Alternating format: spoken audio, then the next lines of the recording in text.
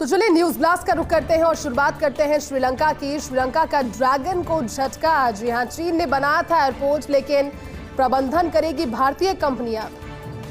20.9 crore dollar की लागत से मत्ताला राजपक्षे इंटरनेशनल एयरपोर्ट बनाया गया।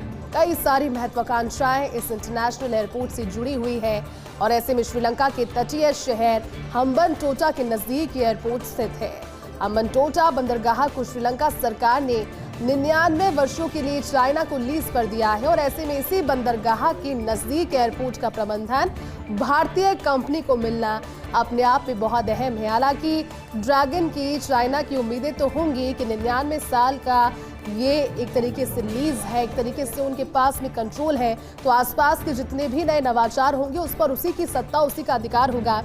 लेकिन इसी बंदरगाह के नजदीक एयरपोर्ट जो बना उसका प्रबंधन भारतीय कंपनी को मिलना वाकई में एक अहम बात है। आपको बताएं कि 2013 में इंटरनेशनल एयरपोर्ट बना और लगातार उसका काम चल रहा था। घाटे में भी ये एयरपोर्ट गया, लेकिन अब भारत के पास में इसका प्रबंधन है। देखने वाली बात ये होगी कि भारत किस तरह से इस इंटरनेशनल एयरपोर्ट को घाटे से उबार पाता है और तरक्की की राह पर ले जा पाता है। तो देखिए, लोकसभा चुनाव 2024 का दूसरा चरण, देश भर की 13 राज्यों की निवासी सीटों पर कल वोटिंग हुई। बड़े राज्यों में वोटिंग कम, लेकिन छोटे राज्यों में वोटों की बारिश हुई। अब ये किस तरह का वोटिंग पैटर्न था, क्योंकि बड़े राज्य जहां पर उम्मीद की जा रही थी नए वोटर्स की संख्या बढ़ी थी, छोटे राज्यों में वोटिंग की बारिश हुई, लेकिन बड़े राज्यों में वोटिंग कंपैरेटिवली कम हुई। अब देश भर की 88 सीटों पर 26 अप्रैल को जो मतदान हुआ उसका प्रतिशत आपको बताते हैं। 13 राज्य रहे, 88 सीटें रही, 63.50% ये वोटिंग का आंकड़ा रहा। हालांकि कुछ ऐसे राज्य रहे जहां पर मतदान का बहिष्कार भी किया अलग अलग क्षेत्रों में, लेकिन जब उन्हें मनाने के लिए और समझाइश के लिए प्रशासन के अधिकारी पहुंचे, उनकी मांगों को तसल्ली से सुना गया, तो फिर बात बनी भी, मतदान भी हुआ। आपको बताएं कि त्रिपुरा ने रिकॉर्ड स्थापित किया है। सबसे ज्यादा 80.32% 2024 की वोटिंग में त्रिपुरा ने दूसरे चरण में लिया और उसके बाद में उत्तर प्रदेश में सबसे कम, यानी कि बड़े राज्य में कम अगर और छोटे राज्य में ज्यादा वोटिंग पैटर्न है, परसेंटेज है, तो आने वाले फेजेस के लिए इस पर रणनीतियां बनानी होंगी। उत्तर प्रदेश में 54.58% वोटिंग हुई। इस दौरान नॉर्थ ईस्ट के राज्यों में बम्पर वोटिंग नजर आई। साल 2019 की तुलना अगर इससे करें तो इस बार दूसरे चरण के मतदान का प्रतिशत गिरा है। इस साल कई राज्यों में वोटिंग का तेज गर्मी भी फैक्टर बताया जा रहा है कम होने का, लेकिन चुनाव आयोग की ओर से अंतिम आंकड़े जारी होने के बाद इसमें कुछ बदलाव संभव है। अपडेट जब ये पूरी तरह से हो जाएगा तो बदलाव होगा, लेकिन क्या ये बदलाव उतना हो पाएगा कि 2019 के आंकड़े को बीट करे, देखने वाली बात ये होगी। तो देखिए, जब हम बात कर रहे हैं लोकसभा चुनाव 2024 के दूसरे चरण की, तो देश भर की 13 राज्यों की 88 सीटों पर कल वोटिंग हुई। दूसरे चरण के मतदान के साथ केरल, राजस्थान, त्रिपुरा समेत 13 राज्यों में मतदान की प्रक्रिया कल खत्म हो गई, यानी कि इन राज्यों की सभी सीटों पर पहले और दूसरे फेज में मतदान पूरा हो चुका है। इस चरण में केरल की सभी 20 सीटें आ गई, राजस्थान की 13 सीटें अब आ गई। 19 अप्रैल को पहले फेज में 19 सीटें जो 12 सीटें हैं वो तब आ गई थी और इस तरह से 25 सीटें राजस्थान से दोनों फेजेस में कंप्लीट कर ली गई है।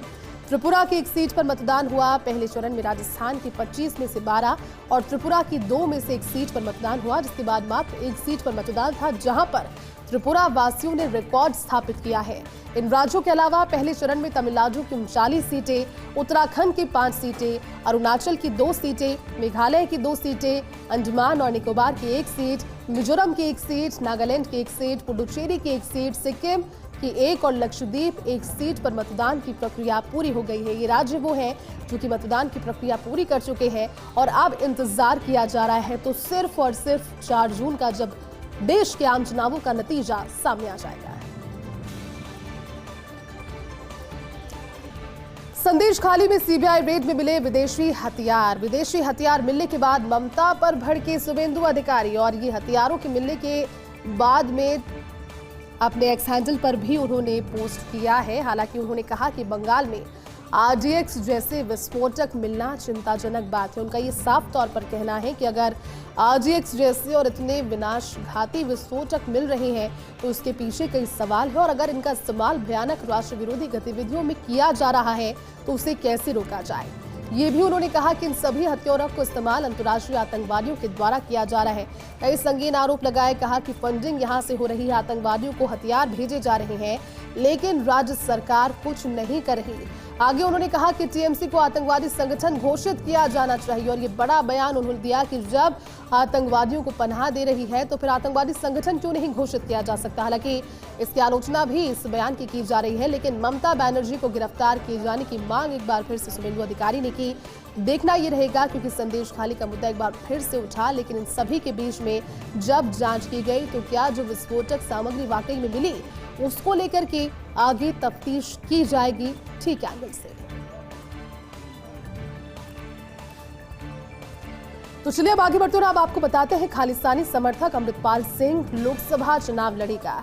पंजाब की खजूर साहिब सीट से चुनाव लड़ने वाला है निर्दलीय उम्मीदवार और निर्दलीय के तौर पर, इंडिपेंडेंट के तौर पर, यानी कि किसी भी तरह से किसी भी पार्टी के सिंबल के बिना ये चुनाव लड़ेगा। अमृतपाल की मां बलविंदर कौर ने इस बात की पुष्टि कर दी है। उन्होंने कहा कि ये चुनाव तो किसी भी पार्टी के मंच पर नहीं लड़ेगा। अमृतपाल पंजाब के मुद्दों को अच्छी तरह से जानता है। अमृतपाल फिलहाल असम की डिब्रूगढ़ जेल में बंद है और अमृतपाल के खिलाफ सख्त राष्ट्रीय सुरक्षा कानून एनएसए भी लगाया गया था। आपको याद होगा, ये नाम लगातार इसको लेकर के कोशिशें जारी थी, क्योंकि जितने भड़काऊ भाषण दिए गए थे, जिस तरह की बातें, जिस तरह के स्टेटमेंट, जिस तरह के लोगों को जोड़कर खालिस्तान के समर्थन में इसने वादे किए, नारे लगाए और साथ ही अब लोकसभा चुनावों के रण में उतरने की बात कही गई है। देखना यह जरूरी होगा कि जो व्यक्ति इस समय जेल के भीतर है वो लोकसभा चुनाव लड़ने का दावा अगर पंजाब की खजूर साहिब सीट से कर रहा है, भले ही वो निर्दलीय के तौर पर कर रहा हो, लेकिन यहाँ पर चुनाव लड़ने के लिए आगे क्या प्रोसीजर रहेगा, और अगर वो कॉन्फिडेंस के साथ अपने परिवार के साथ ही कह रहा है कि निर्दलीय के तौर पर बिना किसी पार्टी के मंच पर रहकर चुनाव लड़ेगा, देखने वाली बात होगी कि यहाँ पर किसके रिफ्लेक्शन में उसको चुनाव अगर लड़वाया जाता है तो फिर लड़वाया जाता है।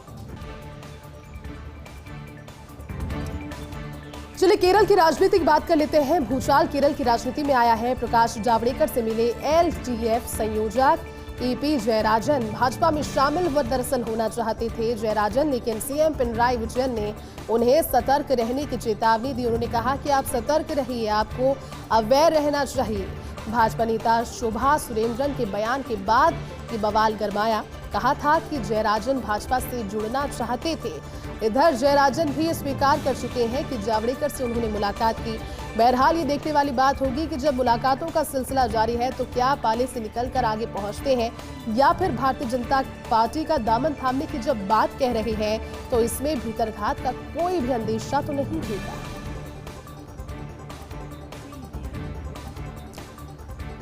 लापरवाही की हद क्रॉस। छत्तीसगढ़ के रायपुर में शवों के साथ असंवेदनशीलता। 4 साल के बाद कोरोना काल में 3 मृतकों की अंत्येष्टि हुई है। अब आप सोचिए कि 4 साल का समय बीत जाना किसी भी उस शरीर के लिए जो मृत है, कैसा वो दुर्दशा वाला आलम रहा होगा। ये तीनों शव बाबा साहेब भीमराव अंबेडकर अस्पताल में लावारिस स्थिति में पड़े रहे। 4 साल बीत गए, कोरोना आकर के चला गया, परिवार के लोग शव लेने नहीं पहुंचे और अस्पताल की भी भूमिका ये होनी चाहिए। कई दफा ऐसी लाशें होती हैं, ऐसे मृत शरीर होते हैं जिनकी शिनाख्त नहीं हो पाती, लेकिन उसमें भामाशाह आगे बढ़ते हैं, समाज सेवी आगे बढ़ते हैं, खुद अस्पताल के लोग आगे बढ़ते हैं। लेकिन ये अस्पताल आखिर 4 सालों तक कर क्या रहा था? कोरोना में मरने वालों के अंतिम संस्कार की जरूरत भी उस समय थी। उन्हें साइंटिफिक रीजन से भी नहीं रखा जा सकता था, लेकिन ऐसे में मजिस्ट्रेट की इजाजत, मजिस्ट्रेट को चिट्ठी लिखने के बावजूद जवाब नहीं मिला। 4 साल के बाद पीपी किट खोलकर जब देखा तो ये शव कंकाल में तब्दील हो चुके थे। परिजनों की सहमति के बाद तीनों शवों का पूरे 4 साल के बाद अंतिम संस्कार किया गया। तो वही मोटर व्हीकल सब इंस्पेक्टर भर्ती परीक्षा का नया खेल आपको बता देते हैं। डिग्री और साथ ही डिप्लोमा का मामला कोर्ट में चल रहा है। विभाग आवेदन लेना चाहता है वापस, लेकिन चयन बोर्ड के अध्यक्ष को फोन पर मंत्री के नाम पर धमकाया। कहा, मैं बड़े मंत्री का पीए बोल रहा हूं, मंत्री जी चाहते हैं कोर्ट से आवेदन वापस ना ले। और इसी तरह से एक व्यक्ति ने बोर्ड सचिव को भी फोन किया। कहा, मैं मुख्यमंत्री का पीएस बोल रहा हूं। हालांकि दोनों ही व्यक्तियों की बात अगर हम करें और अगर इसके स्टेटमेंट के हिसाब से देखा जाए तो जानकारी जुटाने पर यह पता लगा कि दोनों ना तो मुख्यमंत्री का पीएस कोई इनमें से था और ना ही मंत्री का कोई पीए था। अब बोर्ड अध्यक्ष ने इनके खिलाफ एफआईआर दर्ज करवाने की तैयारी कर ली है। केरल में एलजेएफ विधायक पीवी अनवर मुसीबत में नजर आ रहे हैं। दरअसल राहुल गांधी पर दिए गए विवादित बयान के बाद विवादों में वो चल रही हैं। राहुल को निचले स्तर का नागरिक बताते हुए डीएनए टेस्ट करवाने की मांग की। उन्होंने कहा कि मैं उनका सरनेम गांधी नहीं बुला सकता। गांधी सरनेम से बुलाए जाने लायक राहुल नहीं है। ये भी कहा कि ये मैं नहीं, पिछले 2 दिनों से देश के लोग कह रहे हैं। बढ़ते विवाद के बीच विधायक अनवर के खिलाफ मामला दर्ज तो हुआ है, लेकिन बयान को लेकर अनवर के खिलाफ केरल के नट्टुकल थाने में मामला दर्ज करवाया गया। चुनावी बयानबाजी एक और है, लेकिन कितना पर्सनल कोई किसी को लेकर के चुनाव के दौरान हो सकता है, अपनी पर्सनल ग्रजेस को लेकर हो सकता है, ये कहीं ना कहीं एक बात ध्यान में रखने वाली होनी चाहिए, क्योंकि किसी के डीएनए का टेस्ट करना, किसी के सरनेम का मजाक उड़ाना किस हद तक जायज है। अमेरिकी विदेश मंत्री एंटनी ब्लिंकन का चीन दौरा संपन्न हो गया है। 24 से 26 अप्रैल तक यानी कल तक चीन के दौरे पर रहे ब्लिंकन और 3 दिवसीय बीजिंग के दौरे के बाद ब्लिंकन जब वापस पहुंचे तो एक आरोप के साथ उन्होंने कहा कि अमेरिका के राष्ट्रपति चुनाव में दखल दे रहा चीन। नवंबर 2023 में बाइडेन ने जिनपिंग को संदेश दिया था, अमेरिकी राष्ट्रपति चुनाव में दखल नहीं दे, इस चीज को लेकर आग्रह भी किया। ब्लिंकन ने कहा कि चीन अब तक अपनी प्रतिबद्धता का उल्लंघन बार बार कर रहा है। चीन हमारे चुनाव में दखल दे रहा है और ये पूरी तरह से अस्वीकार्य है। व्लादिमीर पुतिन की चीन यात्रा 5वीं बार राष्ट्रपति बनने के बाद वहां पर जाएंगे। व्लादिमीर पुतिन चीन की यात्रा पर जाएंगे और इस बार चुनाव जीतने के बाद अगले महीने ही विदेश यात्रा पर चीन जाने का कार्यक्रम है। 24 से 26 अप्रैल तक अभी आपको जानकारी दी, विदेश मंत्री एंटनी ब्लिंकन ने चीन की यात्रा की और ब्लिंकन के चीन पहुंचते ही पुतिन के दौरे की घोषणा हो गई। देखना ये काफी दिलचस्प होगा कि पुतिन यहां जब पहुंचेंगे तो ब्लिंकन की बातें, ब्लिंकन के दावे वो कितने सही पाते हैं, और अगर ऐसा होता है, क्योंकि देखिए सामंजस्य तो होगा, लेकिन इसके बाद में अगला कदम क्या होता है वो देखने वाली बात होगी। आईपीएल सीजन 2024 की बात कर लेते हैं। 42वें मुकाबले में कल पंजाब किंग्स ने रचा था इतिहास। आईपीएल इतिहास का सबसे बड़ा रन चेज किया पंजाब ने। कोलकाता नाइट राइडर्स पर 8 विकेट से जीत दर्ज की। केकेआर ने पहले बल्लेबाजी करते हुए 262 रनों का विशाल लक्ष्य दिया और जब पहली दफा हमने देखा, बहुत सारे क्रिकेट लवर्स ने देखा, तो लग नहीं रहा था इतनी आसानी से 262 रनों का लक्ष्य एक मजबूत टीम के सामने पंजाब चेज कर पाएगी।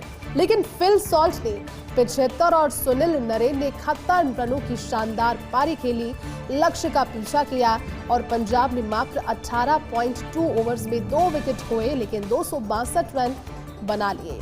ओपनर जॉनी बेयरस्टो ने 48 गेंदों में 9 छक्के लगाकर नाबाद 108 रन बनाए, जबकि शशांक सिंह उभरते हुए सितारे, इन्होंने 28 गेंदों में कुल 8 छक्कों की सहायता से 68 रन बना डाले।